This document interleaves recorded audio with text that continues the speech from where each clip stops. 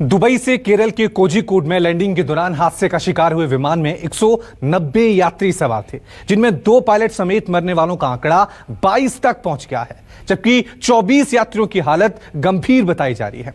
ऐसे में ये सवाल उठ रहे हैं, इस हादसे का जिम्मेदार कौन है? क्योंकि कोझिकोड के रनवे को डीजीसीए ने पहले ही खतरनाक घोषित कर नोटिस भी जारी किया था, लेकिन बावजूद इसके रनवे पर विमानों की लैंडिंग होती रही और यह भीषण हादसा हो गया।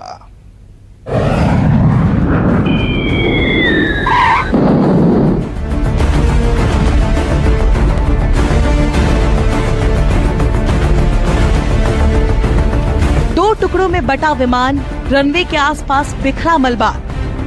ये बताने के लिए काफी है कि शुक्रवार रात केरल में हुआ विमान हादसा कितना भयानक था।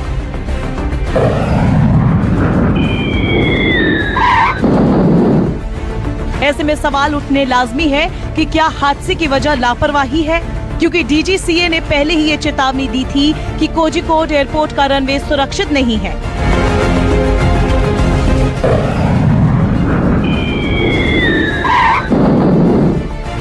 सूत्रों के मुताबिक कोझिकोड के जिस रनवे नंबर 10 पर विमान हादसा हुआ था, उसके बारे में करीब 9 साल पहले ही बता दिया गया था। ये बिल्कुल भी सुरक्षित नहीं है। बावजूद इसके एयरपोर्ट प्रशासन यहाँ बड़े अंतर्राष्ट्रीय विमानों को उतारने का रिस्क ले रहा था।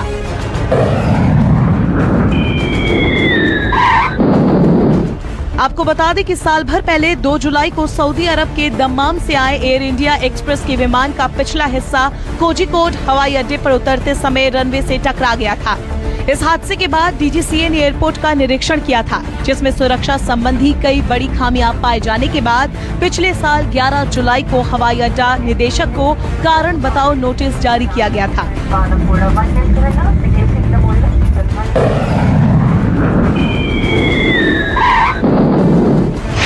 डीजीसीए ने जो नोटिस जारी किया, उसमें रनवे पर दरारें होने, पानी जमाव, अत्यधिक रबड़ का जमा होना, एयरपोर्ट का रखरखाव में जरूरी पैमानों की कमी, बोइंग 373 जैसे बड़े विमानों की लैंडिंग खतरनाक समेत कई खामियों का जिक्र किया था।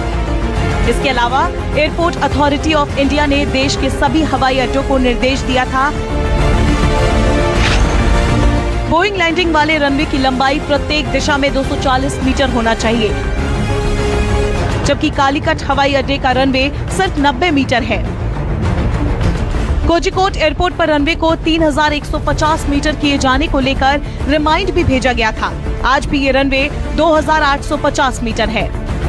हालांकि हादसे की जांच के लिए फ्लाइट एक्सीडेंट इन्वेस्टिगेशन की 2 टीमें कोझिकोड पहुंच चुकी हैं, तो क्रैश विमान डिजिटल फ्लाइट डेटा रिकॉर्डर और ब्लैक बॉक्स भी मिल गया है, जिससे हादसे की असली वजह सामने आएगी।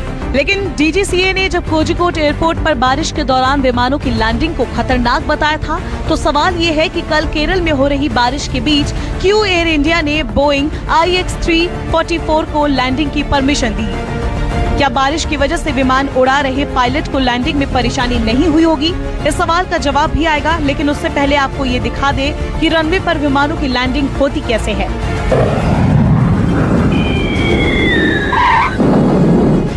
ये हमारा जहाज है, ये रनवे और यहाँ एक लोकलाइजर नाम का इंस्ट्रूमेंट लगा होता है।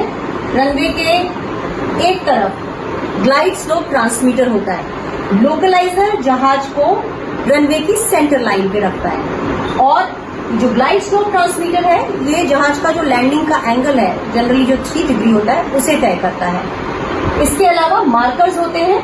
जब जहाज आउटर मार्कर से निकलता है तो पायलट को एक पर्पल कलर की लाइट दिखती है, और जब वो इस दूसरे मार्कर से निकलता है तो एम्बर या ऑरेंज लाइट दिखती है। यहाँ मैंने पायलट को डिस्प्ले में क्या दिखता है, उसका एक बड़ा ही बेसिक इंस्ट्रूमेंट मैंने उपयोग किया है, और इसमें ये जो प्लस के साइन पे अगर होता है तो जहाज बिल्कुल अपनी सही अप्रोच पे और सेंटर में उतर रहा है। इधर कल रात हुए विमान हादसे के बाद केरल सरकार के सामने एक और बड़ी चुनौती आ गई है। हादसे में घायल मरीजों का इलाज कर रहे डॉक्टरों और मेडिकल स्टाफ को क्वारंटीन में भेज दिया गया है, क्योंकि विमान हादसे में 2 घायल कोरोना पॉजिटिव निकले हैं। ऐसे में बाकी बचे यात्रियों का भी कोरोना टेस्ट करने के लिए केरल सरकार की ओर से निर्देश दिया गया है। न्यूज़ 24 के लिए दिल्ली से मनीष कुमार के साथ केजे शिवत्सन की रिपोर्ट। नमस्कार, मैं हूं मानक गुप्ता। अगर आपको हमारा ये वीडियो पसंद आया हो तो इसे लाइक और शेयर जरूर करें और हाँ, हमें सब्सक्राइब और फॉलो करना ना भूलें ताकि आप देश और दुनिया की कोई खबर मिस ना करें। तो जुड़े रहिए हमारे साथ और देखते रहिए News 24।